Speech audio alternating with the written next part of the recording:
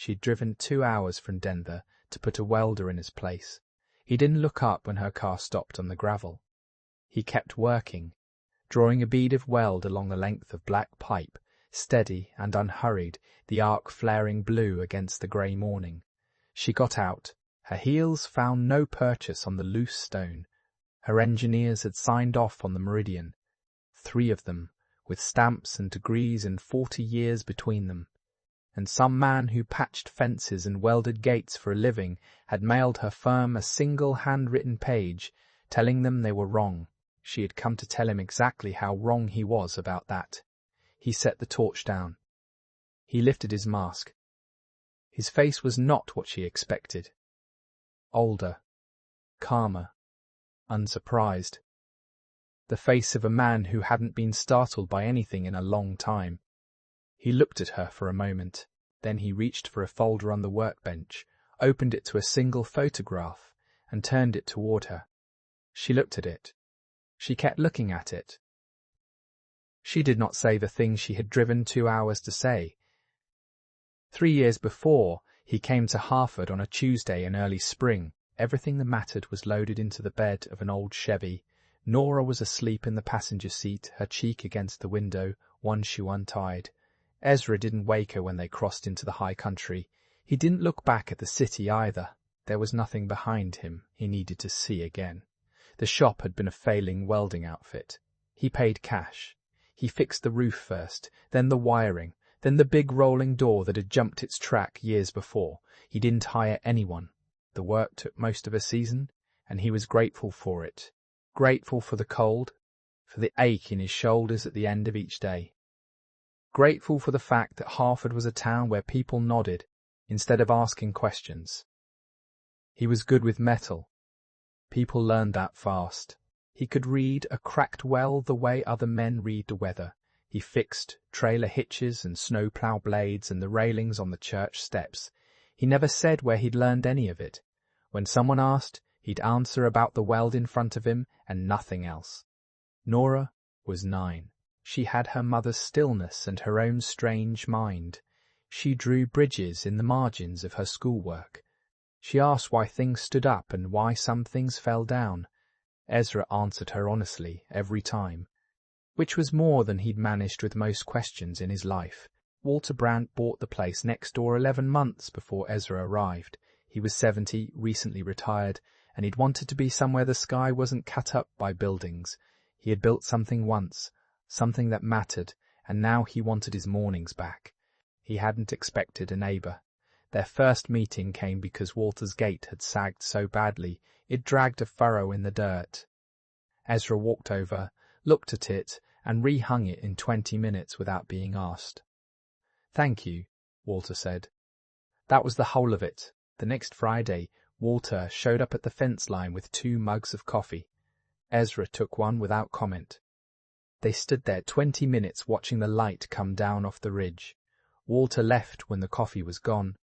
He came back the Friday after that, and the one after that. By midsummer it was a ritual neither of them had named. They didn't talk about what they'd done before. Walter noticed that early. The welder never explained himself, not the quality of his work, not the way he could square a frame by eye, not the way he'd once glanced at the cracked I-beam over Walter's barn door and said the load path was fine, it was just rust. And been exactly right. Walter recognized that kind of quiet. He'd worn it himself, years back, when he was becoming someone different than who he'd been. Sloane Brand came up from the city about once a month. She drove a clean black SUV, stayed 2 nights, helped her father with whatever he couldn't manage alone, and drove back. She was 37. She ran the firm her father had founded. Brandt Structural, 4 offices, 200 engineers.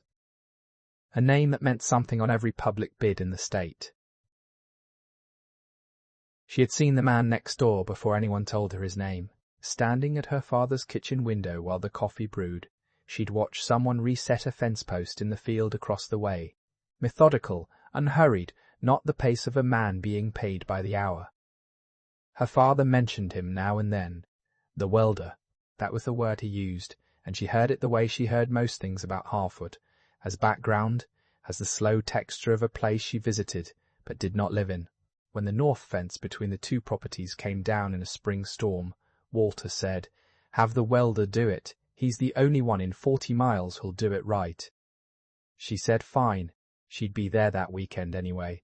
She could manage one fence repair.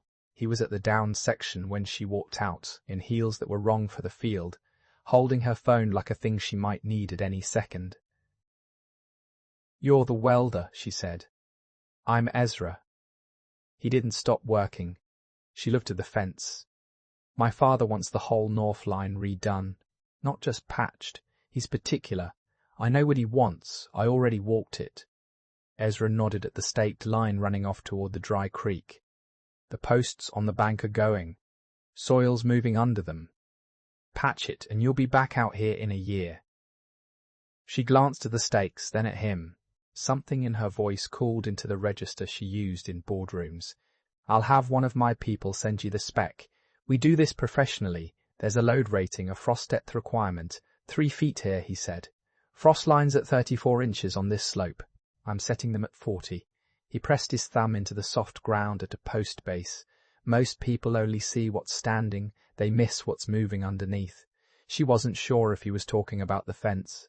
She didn't like not being sure. He had the north line done in 4 days, and it was better than anything her 200 engineer firm would have spec'd for a fence. And that bothered her more than she wanted to admit. She came back the next weekend with a reason she'd rehearsed. The corner brace looked off. She wanted to confirm the angle.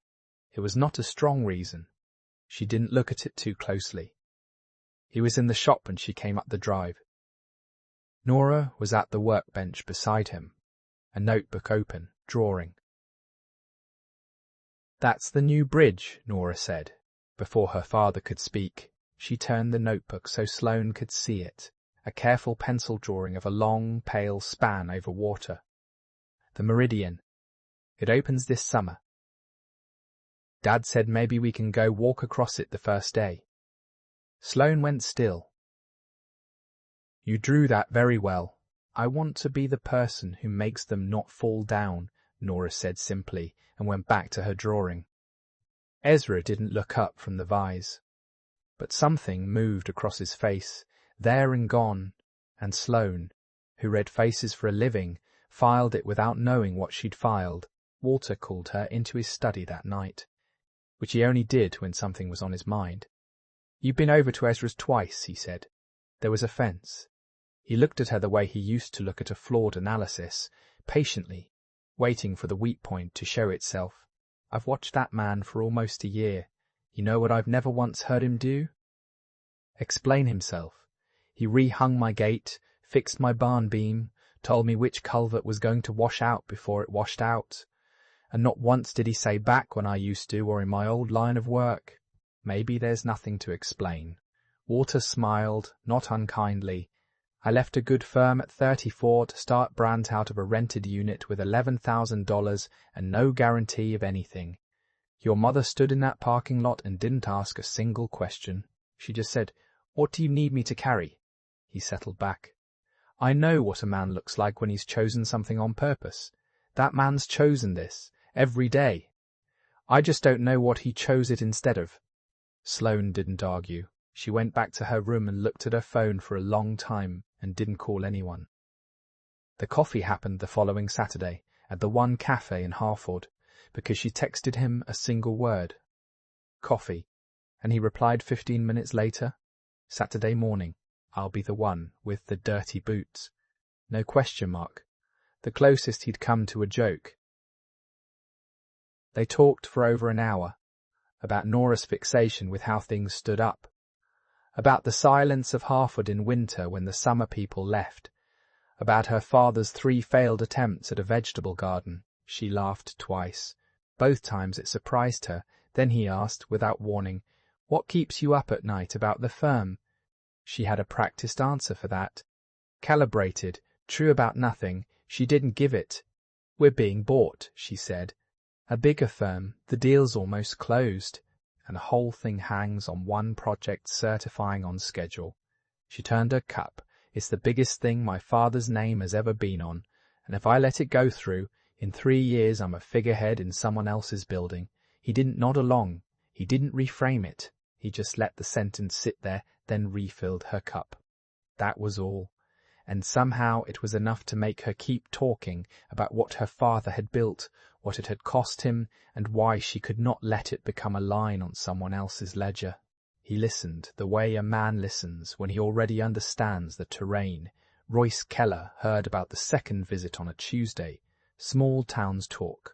A Denver plate at the same shop twice in 8 days was the kind of detail that moved through Harford without anyone meaning it to. And Royce had a man in Harford for exactly that reason. He was the chief operating officer of Brand Structural. He had built the entire acquisition. He had structured the payout, and the language keeping Sloan on as a 3-year figurehead. He had done it all carefully because Royce Keller was a careful man. He didn't like that the welder had sent his firm a page about the Meridian. He liked even less that Sloan had driven up twice. He called a research firm in Colorado Springs and gave them a name. Ezra Holt. What came back a week later was a gap. The name appeared in records going back to birth, through a degree, through a professional license, and then, after 1 year, almost nothing. No firm, no filings.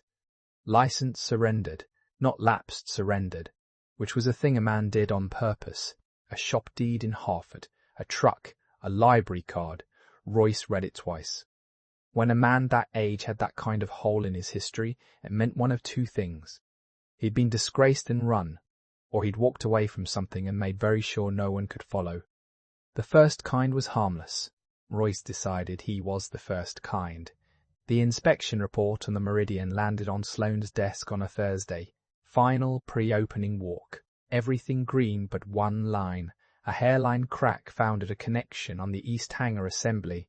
Photographed, logged, reviewed by the project engineers, and cleared. Surface shrinkage within tolerance, no action required. Royce's chief analyst had signed the clearance himself. There was a 1-page memo attached explaining why the crack didn't matter. She should have closed the file. The bridge would carry crowds off the transit platform on event nights, thousands of people, all at once, all moving in step. And Nora had drawn that bridge in a notebook and wanted to be the first one across it. She didn't close the file. On Sunday, she drove to Harford with the inspection report in her bag. She told herself she was checking on her father. She found Ezra in the shop. She didn't plan to show him anything. He was a welder. What would he know? But the photograph was right there in the folder, and her father trusted him. And she was tired in a way precision couldn't fix. So she set the page on the workbench and said, "My engineers cleared this. I just want someone to tell me I'm worrying over nothing." Ezra wiped his hands on a rag. He picked up the photograph. He looked at it for a long moment. Then the rag stopped moving in his hands, and he went very still, the way Nora went still, the way he'd gone still, the way he'd gone still in the kitchen the day she drew the bridge. And he said something quiet that she heard and didn't understand, and would not stop turning over for the rest of the week. Who took this photo? My inspection lead. Why? Because whoever cleared it was looking at the wrong thing. He set the photograph flat on the bench and pointed with a blunt finger, not touching the surface. They saw the crack. They measured the crack. They wrote a memo about the crack. He moved his finger an inch to the left, to a shadow she'd taken for grease. They didn't ask why it's there. A crack is the answer. Nobody asked the question. It's surface shrinkage. The memo cites shrinkage cracks run with the bead. This one runs across it, into the base metal. He looked up at her. That's not the weld giving up. That's the steel underneath it telling you the load's coming in somewhere. It wasn't drawn to come in. She felt the flaw of the conversation shift. You'd need the connection drawings to be sure, he said. And the loading. I'm reading a photograph, but I've seen this exact shadow before. He paused. And the last time I saw it, the people who measured the crack and wrote the memo were right about everything they measured and wrong about the only thing that mattered. He handed the photograph back. Don't open that bridge on my word, he said. Open the drawings. Find the hangar detail.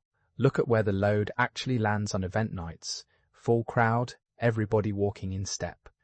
Then read the memo again and ask whether the man who wrote it was answering your question or his own.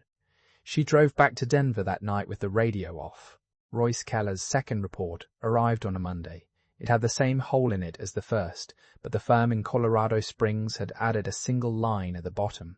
Subject's surrendered license was issued in the structural discipline. Subject was, prior to withdrawal, employed at a firm involved in the Halverson Crossing matter. Royce knew the Halverson Crossing. Everyone in the business knew it. A pedestrian span, a connection that had been flagged and cleared, a crowd, a partial collapse on an opening weekend years ago.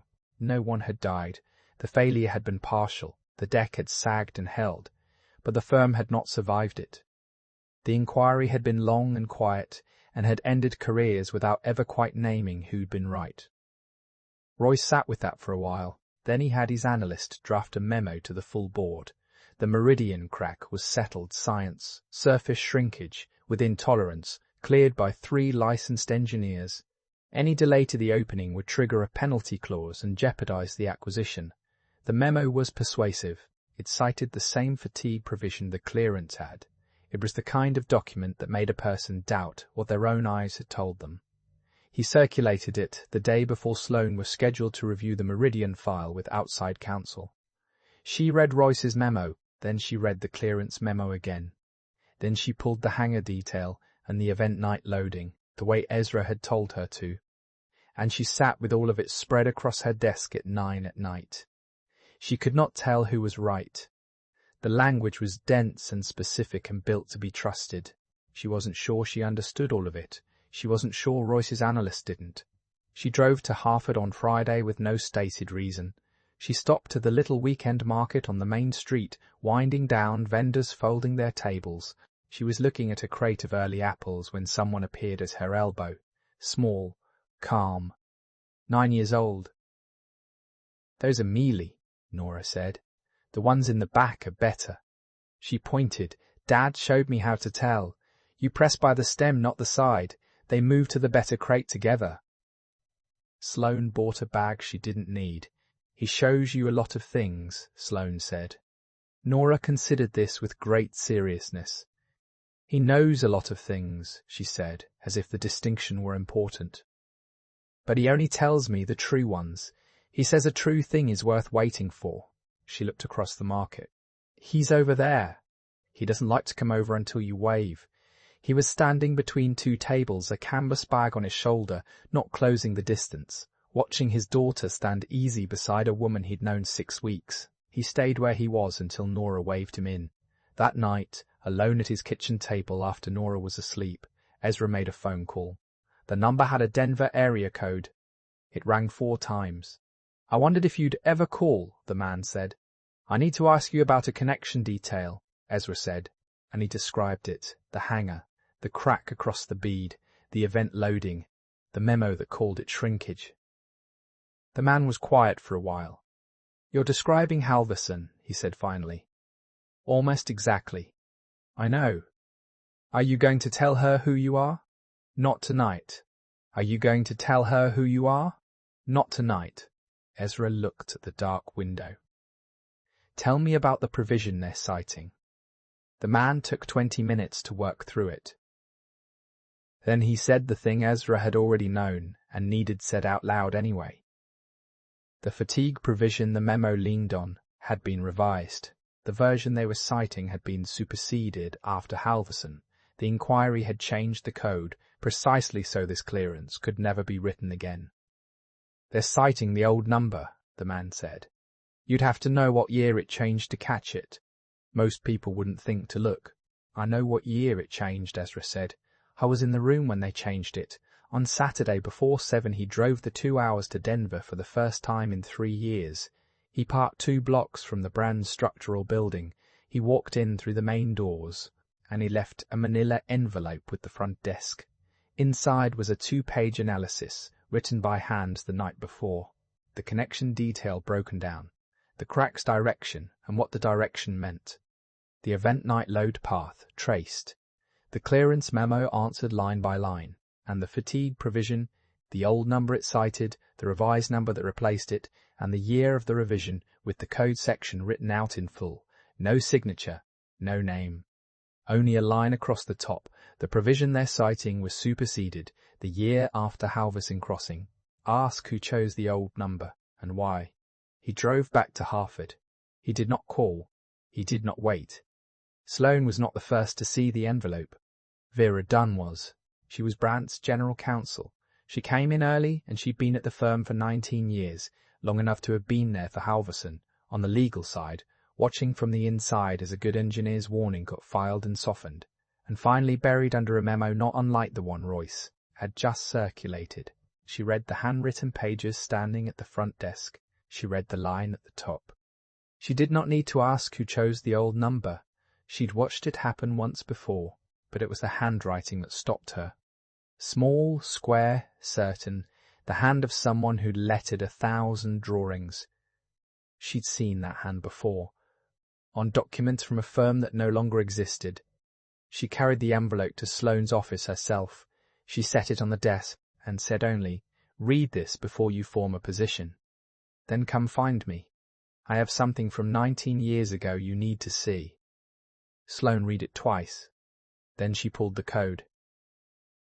And the year of the revision was exactly where the handwritten page said it would be, and the superseded provision was exactly the one Royce's memo had cited, and the whole careful structure of the clearance came apart in her hands like a weld that had only ever been holding rust. She went to Vera's office. Vera laid out a single sheet, minutes from an internal review 19 years gone, from the firm that had built Halverson Crossing, a young engineer's name beside a flagged connection, a recommendation, 3 signatures under it, that the flag be downgraded to surface observation so the opening could proceed. And the engineer's one-line written response, preserved in the record, "If we are wrong about this, we will not get to be wrong twice." The engineer's name was Ezra Holt. Sloane sat down. "He was right," Vera said quietly. The deck sagged on opening weekend. It held, barely. He'd already left by the time the inquiry started, surrendered his license and disappeared. The code got rewritten because of what he'd flagged. The provision your Mr. Purrs, Keller is citing is the old one. The one written before Ezra was proven right. Royce was at that firm, Sloane said. It wasn't a question. She already knew. He was junior then, Vera said.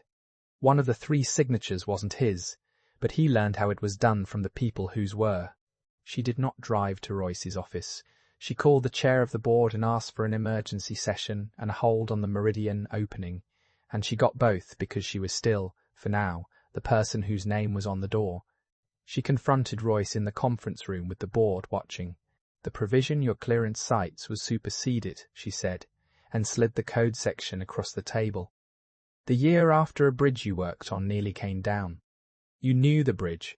You knew the provision had changed. You built the acquisition around an opening date you needed to hit, and you cleared a crack you should have stopped. Because stopping it would have cost the deal. The crack is within tolerance." Sloane, 3 licensed engineers, cited a code section that hasn't existed for 19 years. Cited a code section that hasn't existed for 19 years. She didn't raise her voice. "We are not opening that bridge until it's been re-evaluated against the current provision by engineers who didn't write the memo we're questioning. And if it fails that evaluation, and I think it will, then you didn't miss this, Royce. You chose the old number, the same way it was chosen the last time." The room was very quiet. 2 of the board members asked to speak with counsel before continuing. Royce was suspended from his role pending an independent review, with access for the auditors to the accounts he'd managed without oversight. The Meridian hold passed unanimously. The re-evaluation, when it came 3 weeks later, confirmed what the photograph had told Ezra in 11 seconds. The hangar detail was under-designed for full event loading. The crack was the steel beginning to say so. The bridge opened 4 months late, reinforced, and no crowd ever stood on the connection that would have failed. She told her father first on his porch, the evening it cleared. Walter listened without interrupting. When she finished, he was quiet a moment. "Vera found the old minutes," he said. "It wasn't a guess. You knew who he was." Month 4. Old colleague of mine recognized the name when I mentioned a welder named Holt had moved out here. Walter turned his teacup in his hands. I never told anyone, not even him. I didn't want to be the thing that made him a Halverson engineer again, instead of a man who fixes fences.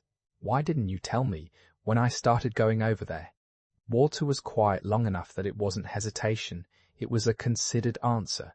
Because you'd have read the file instead of meeting the man, he said. You'd have formed a position before you had a single conversation. You'd have seen the worst weekend of his life and decided that was who he was. He looked out at the dark line of the mountains. I wanted you to find out he was right about the apples before you found out he was right about the bridge. She drove to Hartford on a Wednesday afternoon, not a weekend, having cleared the hours on purpose, which she had not done in 2 years.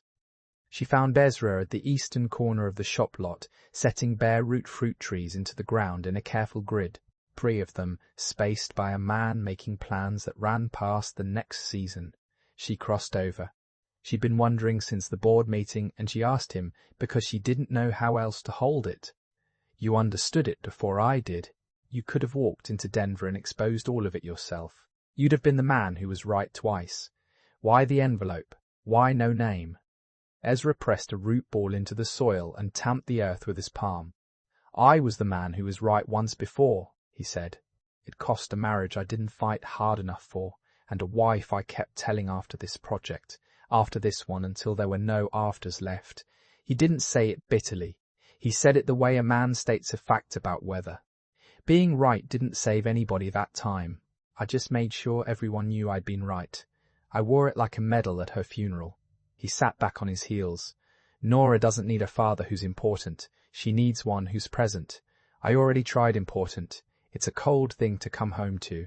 The light was going long and golden across the lot. A hawk crossed the open air above the ridge and dropped behind the trees. The truth didn't need my name on it, he said. It just needed to get there in time. This time it did. She stood and watched him work. The flat efficiency of his hands, the dirt under his nails, the calluses. Not the hands of a man who'd lost something. The hands of a man who'd decided what things were worth. And had been deciding it again every day since. The bridge opened on a clear morning in late summer. Ezra hadn't planned to go.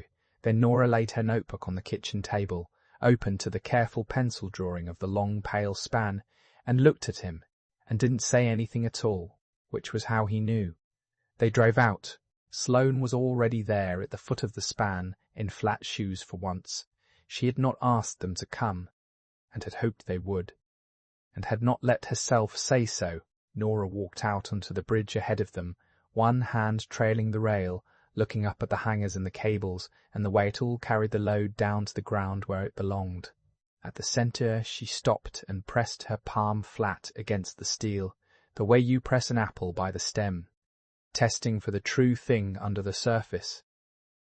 It's a good one, she called back. How can you tell? Sloane asked. Nora thought about it. Because it doesn't have to prove it, she said, and kept walking. Ezra and Sloane stood at the rail in the last of the morning, side by side, with nowhere they were supposed to be. The water moved below them. The mountains held their colour. Behind them, at a distance, Walter had found a bench and sat down and did not get up, watching the 3 of them out on the span he'd never doubted would hold. No one said the thing that didn't need saying.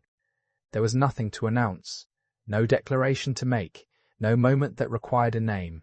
There were just 2 people standing on a bridge that wasn't going to fall, and a girl up ahead who already knew how to tell the difference, and that was enough.